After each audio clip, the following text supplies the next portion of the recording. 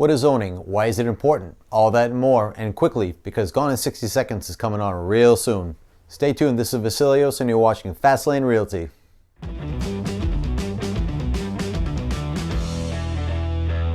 If this is the first time on the channel and you want to get the latest actionable tips from a local realtor that'll actually save you time, actually save you money, and result in a smooth real estate deal, then hit the subscription button below and smack that bell icon so you don't miss any content. Now on to it.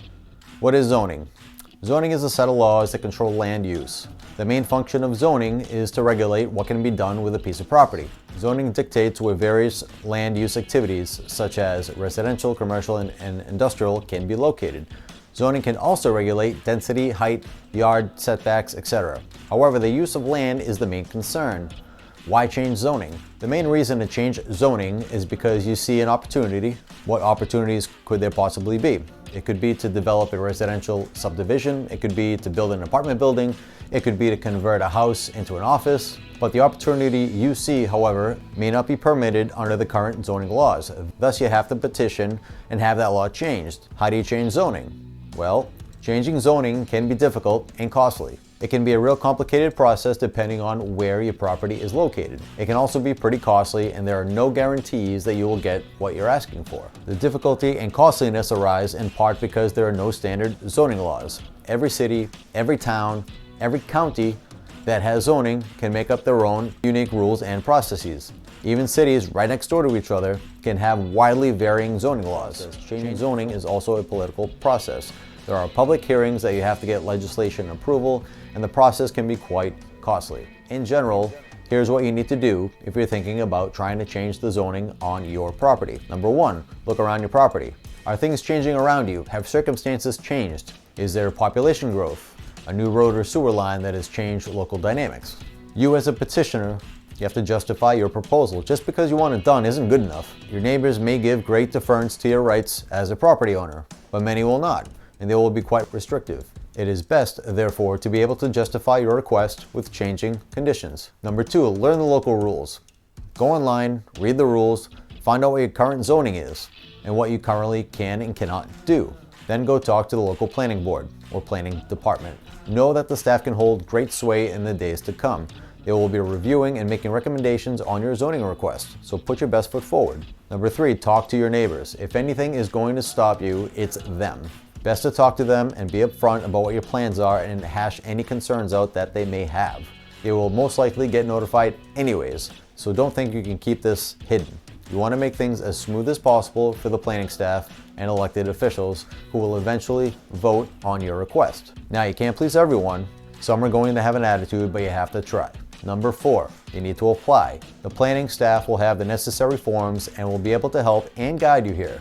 Be sure to provide everything the planning department requests, which can be a lot in some cases. This may include surveys, maps, traffic studies, mailing labels, etc. Don't forget you'll need a check too. How much depends on the locale, but it could be $700 if not several $1,000s. Number five, staff analysis. The planning staff is going to review your request and develop an analysis and recommendation for the local planning commission and legislative body. You need to be as much a part of this analysis as you can be. Be there and help them out, provide anything and everything they ask for. Meet them at the property, show them exactly what you want, show them your vision, tell them how you have already met with the neighbors and adjusted your plans accordingly. Listen to their arguments and concerns, revise your plans to meet those concerns if you can. Number six, the Planning Commission meeting. Once the planning staff has completed its analysis, your request goes to the Planning Commission or similar body so that way they can make a recommendation to the local governing body. This is a public meeting that will be advertised. You need to be there to state your case and to answer any questions or concerns that they may have. Hopefully you will get a positive recommendation, but you don't necessarily need one to move forward with this. Number seven, legislative body meeting. Finally, your case goes before the local legislative body for a public hearing and a vote. You'll have the opportunity to speak. You should go and do so. Make your case. If the vote goes your way, you're good to go. If not, you may need to wait at least a year before trying again. How long does the process take? Well, it depends. It depends on the jurisdiction, the rules, and how complicated your request is. For something simple, it will take at least a couple of months. But 6 months to a year is not unheard of. A few things you may want to consider when thinking about changing zoning on your property. Covenants. Watch out for restrictive covenants. No matter what the zoning laws are, restrictive covenants win. If you spend the time and the money to get a property rezoned for office use, but the covenants don't allow it, you're going to lose. I've seen it happen. Not every property is subject to restrictive covenants, however. Know if you are subject to them and know what they allow before going forward. This is a very important step in the process. You may want to hire a consultant to guide you through this process. Because zoning can be a complicated and political process, you could benefit from hiring someone that understands the political turf. Although costly, these people may be absolutely necessary and well worth that expense. Why go through this process? Changing zoning can be very profitable. Understanding the zoning process can be another arrow in your real estate quiver.